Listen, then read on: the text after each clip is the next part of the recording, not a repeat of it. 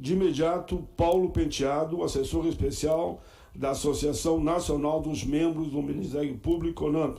Seja bem-vindo, Paulo Penteado, que trabalhou muito também na CPI da Previdência com belas contribuições e já esteve aqui por diversas vezes em debate, toda vez que foi convidado. Bom dia, senador Paim, bom dia, senador Stevenson Valentim, bom dia aos colegas de mesa, o Ângelo Fabiano, o Fernando Laureano, o Ricardo Lourenço e o Norlon Nogueira.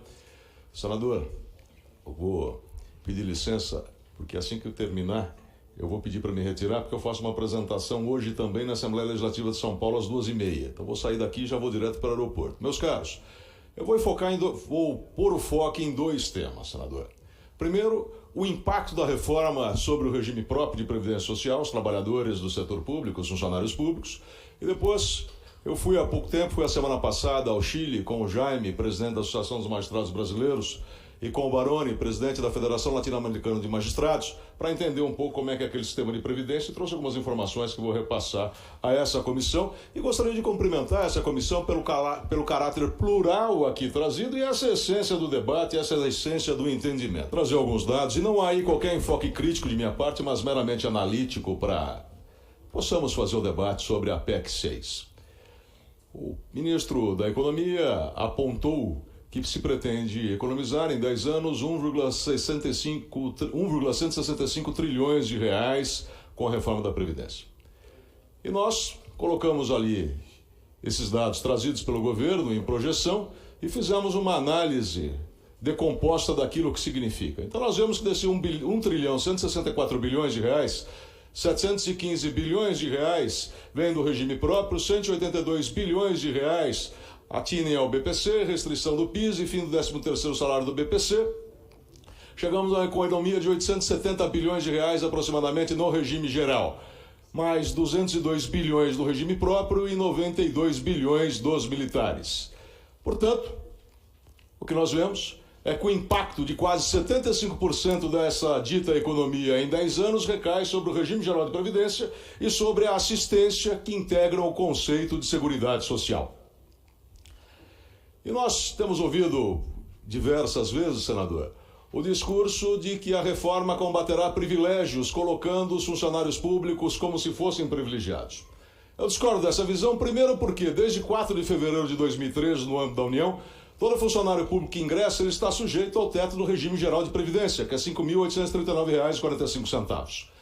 Também está sujeito ao teto de contribuição do regime geral, que é R$ 642,34. E trouxe aqui toda a legislação constitucional, legal e normativa que dispõe sobre essa matéria. De maneira que todo funcionário público que ingressa no serviço público depois de 4 de fevereiro de 2013, ele está sujeito às condições do regime geral para a sua aposentação, podendo fazer opção por uma aposentadoria complementar. Há outras duas situações para quem ingressou antes disso. Para quem entrou até a emenda constitucional número 20, a aposentadoria ela é integral e paritária. E para quem entrou depois é com o chamado regime de média, que é a soma de 80% das maiores remunerações atualizadas divididas pelo número de salários. Pois bem, então vamos analisar de forma muito breve quem ainda está no regime de ingresso até 2003, em tese com direito à integralidade e paridade. Nós vemos que a remuneração máxima possível do servidor público é o teto do Supremo Tribunal Federal, R$ 32.239,32. É um valor alto. E é um valor 6,72 vezes maior que o teto do regime geral de previdência, que é de R$ 5.839,45. Aqui reside o discurso do privilégio, mas sem o entendimento correto do que significa essa situação, de como se compõe essa conta. Por quê? Porque a contribuição máxima do setor público ela é R$ 4.316,33. Máxima em termos, máxima se aplicada a alíquota de 11%. Nós temos hoje vários estados com alíquota superior a 11%, né? Mas tomada essa alíquota de 11%, a contribuição máxima seria de R$ 4.316. E a contribuição máxima do regime geral é de R$ 642,34. Então vejamos isso. A aposentadoria máxima do setor público é 6,72 vezes maior que a aposentadoria máxima do setor privado.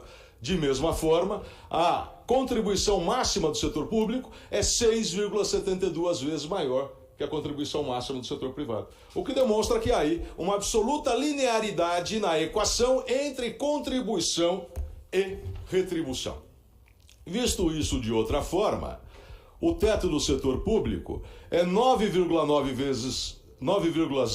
vezes maior do que a sua contribuição. E de mesma feita, o teto do setor privado é 9,09 vezes maior que a sua contribuição. O que demonstra, se recebe mais, paga mais. Há algumas diferenciações, pode dizer, mas a forma de cálculo do INSS ela é diferenciada, ela reduz isso. Por isso que existe, ou existia, ou até hoje ainda existe, a fórmula 85-95. Para retirar, que já é 86,96, mas para retirar a deflação da composição do benefício do regime geral decorrente do fator previdenciário. De outra forma, o setor público ele continua a pagar a aposentação, continua a pagar a contribuição previdenciária depois da sua aposentadoria, naquilo que excede ao teto do regime geral. Não só a aposentadoria, como também na pensão. O pensionista do regime próprio, ele paga a contribuição previdenciária naquilo que excede ao teto do regime geral, assim como também o seu aposentado. Senador, esses números já apresentei algumas vezes, mas é importante trazer, não é? A equação entre déficit do regime próprio da União e PIB, que decai lá de 1999 a 2015. Decai ano a ano. E esse foi um dado que nós fizemos, trouxemos para o parlamento. Em 2016, esse dado é do governo federal. Nós fizemos, não, desculpa, eu só fiz essa tabela. Essa é a projeção do governo federal para o projeto de lei de diretrizes orçamentárias de 2017, apresentado em 2016. Ele começa dizendo que o déficit do regime próprio da União seria de quase 69 bilhões de reais. Naquela ocasião, o governo federal ele não fazia a projeção do PIB na análise do regime próprio, mas fazia na análise do regime geral. De maneira que eu confrontei as duas tabelas, coloquei lá projeção de déficit de regime próprio, projeção de PIB, e nós vemos que esse déficit está decaindo ano a ano até chegar a 2060 com 0,43% do PIB. Naquela situação, preciso fazer duas ressalvas. Primeiro, o déficit inicial de 68 bilhões, que é usado para capitalizar toda essa equação, ele não foi o déficit realizado. O déficit realizado foi de 39 bilhões. Por quê? Porque o governo partiu do pressuposto que todo funcionário público que tivesse tempo D iria se aposentar naquele exercício, o que não ocorreu e não ocorre, né? Mesmo assim, esse déficit de 39 bilhões ele tem diversas explicações, a principal delas, 650 mil seletistas, quando houve a unificação do regime, foram trazidos lá, né, de um próprio regime geral da União para o regime próprio. E sequer houve o carregamento da contribuição que eles fizeram. Foi uma medida de justiça e de acerto social, mas eu não posso dizer que aí eu formei um sistema atuarial, porque eu tenho a grande massa não contributiva dentro desse regime. A mesma situação para 2017, o déficit cai para 0,25% do PIB em 2060. Esse quadro eu apresentei foi colocado no relatório da CPI, onde um ano o governo apontou que o déficit do regime próprio em 2090 seria de 700 bilhões de reais aproximadamente. E no outro ano ele apontou que aquele mesmo déficit seria de 7 bilhões de reais. Quer dizer, o que mediou entre um exercício e outro para que houvesse uma abrupta queda de projeção de déficit do regime próprio. O governo não explicou isso. Essa é a última projeção do projeto de lei de diretrizes orçamentárias para 2019, apresentado no exercício passado. Nos primeiros exercícios, o governo aponta que haveria um aumento desse déficit e, a partir de 2027, a queda desse déficit do regime próprio da União até chegar a 0% em 2092. Apenas consolidando esses dados. Em 2016, ele fala que o déficit seria de 68 bilhões, foi de 39, do regime próprio. Em 2017, projeta que seria de 77 bilhões, foi de 48. E em 2018, projeta 53, quando o déficit foi de 46. Mesmo assim, de 2017 para 2018, nós temos uma queda de 2 bilhões desse déficit. Então, esse dado eu já apresentei na audiência anterior, senador. Então eu vou passar. Situação dos estados, uma análise feita pelo IPEA, mostra também a queda do déficit do regime próprio dos estados de 2006 a 2015. Uma análise do Tribunal de Contas da União, é a última feita, onde aponta que em 2004 o déficit dos estados seria de 18 bilhões, 2014 32 bilhões, creio que hoje esse número seja maior, mas mesmo assim nós vemos a queda face ao percentual do PIB desse déficit. Os motivos desse déficit, a migração de 650 mil seletistas para o RPPS da União, isso é apontado pelo próprio Tribunal de Contas da União. O regime administrativo até 93, o que significa isso? Até 93 o funcionário público ele não pagava previdência, ele pagava pensão, aí o sistema passou a ser contributivo. A seletização e terceirização do serviço público, a baixa taxa de reposição em vacâncias e a quebra dos princípios da solidariedade, isso é importante dizer. Porque quando se passou de um regime contributivo de caráter universal, né, que era até 2013, para um regime de capitalização co-contributiva, o que acontece? O funcionário público ele não paga mais 11% sobre o teto do seu regime. Ele paga 11% sobre o teto do regime geral. Né? Então, se o sistema é solidário, entra menos dinheiro nesse sistema a partir de 2013. E isso vai aumentar o déficit. E mesmo assim, a projeção é de queda de déficit. Pois bem, correndo muito, essas são algumas conclusões, né, sobre o regime próprio. O relatório da CPI, inclusive, aponta... Me permita, para ficar bem claro, porque você fez uma análise correta do teto do servidor público que estava no sistema antes de regulamentação da lei em 2013. De 2013 em diante, todos estão enquadrados no teto do regime geral da Previdência. Acima desse teto, aí é Funpresbex e tem até a oportunidade, se quiser, ir para um fundo privado, não é isso? Sim, exatamente isso. Isso é muito importante frisar. Quem entrou depois de 2013 está nas regras comuns da Previdência. Daqui para frente é todo mundo. Daqui para frente, todo Executivo, Legislativo, Judiciário, Ministério Público, etc. Né? Aqui eu coloquei alguns quadros sobre renúncias fiscais da União. Nós vemos que essas renúncias ainda são altas, né? Elas chegam aí em 2016 a 287 bilhões de reais. 287 bilhões de reais. Acho que o mouse aqui agora ele... Se você puder dar uma... E já concluo, senador. Tem tempo ainda. Afora isso, nós temos 113 bilhões de reais de DRU em 2017. Então vejam, o sistema ele drena 113 bilhões de DRU e 287 bilhões de reais de renúncias. Não só renúncias de seguridade, aí também renúncias fiscais, mas na seguridade 137 bilhões de renúncia e mais 113 bilhões de DRU. Quer dizer, nós temos 200 e tantos bilhões de reais aí drenados do sistema. Né? Com relação ao sistema chileno, nós vimos lá a apresentação de dois professores com pós-graduação no exterior. É importante frisar o seguinte: em 2014, 68% dos gastos do Chile foram gastos públicos, não obstante a privatização da Previdência. E 31% foram gastos privados. Né? A administradora de fundos de pensões, 45% da população chilena não confia, 41% confia muito pouco e 82% prefere a previdência pública. E essa é a projeção feita pela professora Cláudia Sanhuez, onde demonstra isso. Né? Apesar da privatização, quase 70% dos gastos do Chile ainda são gastos públicos. Por quê? Porque em razão da privatização do sistema de previdência e a retirada do caráter assistencial, em 2008 foi necessária uma nova reforma, havia pensão e aposentadorias de 3, 4, 5 dólares. Né? O governo voltou a investir obrigatoriamente, e havia essa necessidade no sistema de seguridade social. Então nós temos, apesar da privatização, um gasto público muito maior que o gasto privado. Essa reforma de 2008 ela traz um caráter solidário, né? 79% dos benefícios são menores que o salário mínimo, 44% dos segurados estão abaixo da linha de pobreza.